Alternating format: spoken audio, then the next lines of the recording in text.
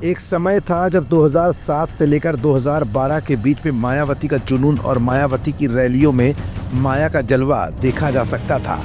फिर वो समय आया कि मायावती की पार्टी बहुजन समाज पार्टी की बागडोर बड़े नेताओं के जाने से कमजोर होती चली गई।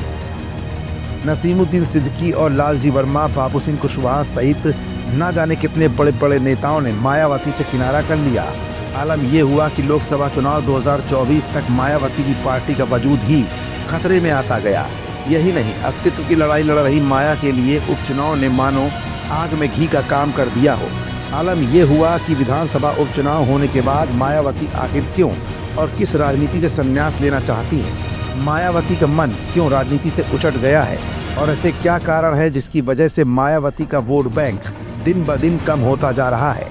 मायावती को भीतर घात पहुंचाने वाला कौन सा वो बड़ा नेता है जिसने मायावती या यूं कहे कि बहुजन समाज पार्टी को ही कोमा में लाकर खड़ा कर दिया है।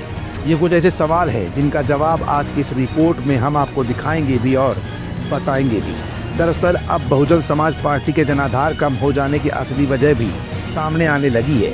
यूपी के उपचुनाव में बसपा को केवल 7% ही वोट मिल पाए हैं। बसपा को चुनाव में मिले 7% वोट बताते हैं कि दलितों का एक बड़ा तबका मायावती से अब दूरी बना चुका है। यानी कि जो मायावती दलितों के लिए एक स्टार बनकर सामने आई थी, उभरी थी, आज खुद उनके यानी मायावती के स्टार खराब हो चुके हैं। यानी कोर वोटर्स में किसी ने सेंधमारी कर ली है। ये सेंधमारी किसी और ने नहीं बल्कि पश्चिमी उत्तर प्रदेश में मायावती के वोट बैंक का बड़ा हिस्सा नगीना से सांसद चंद्रशेखर आजाद रावण की ओर खिसकता नजर आने लगा है। वहीं भाजपा भी अपने दलित वोट बैंक को दोबारा हासिल करती हुई नजर आ रही है। हर चुनाव में बहुजन समाज पार्टी का गिरता ग्राफ ये दर्शा रहा है कि पार्टी का अस्तित्व ही खतरे में आ चुका है। बहुजन समाज पार्टी को उत्तर प्रदेश में 2012 में हुए विधानसभा चुनाव में 25.91% वोट मिले थे और पार्टी ने 80 सीटें जीती थी। साल 2017 में 22.23% वोट मिले थे। साल 2019 के लोकसभा चुनाव में बहुजन समाज पार्टी ने सपा के साथ गठबंधन किया था और अकेले 10 सीटें हासिल करने में कामयाब हुई थी। साल 2022 में विधानसभा चुनाव में अकेले उतरी बहुजन समाज पार्टी का वोट शेयर घटकर 12.83% चला गया।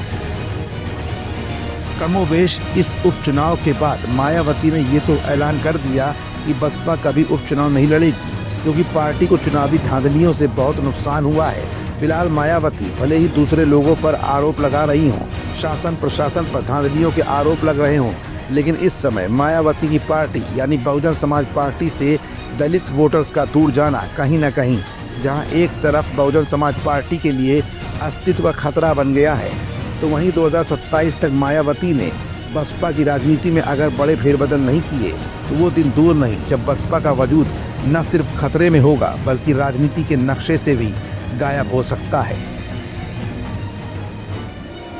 जब तक देश में फर्जी वोटों को डालने से रोकने के लिए देश के चुनाव आयोग द्वारा कोई सख्त कदम नहीं उठाए जाते हैं तो तब तक हमारी पार्टी देश में कोई भी उपचुनाव नहीं लड़ेगी। दलित समाज में से बिकाऊ व स्वार्थी किस्म के लोगों के जरिए अब इन्होंने अनेकों पार्टियां बनवा दी सन 2007 के बाद से, जिनको चलाने व चुनाव लड़ाने आदि पर पूरा धन इन्हीं पार्टियों का लगता है।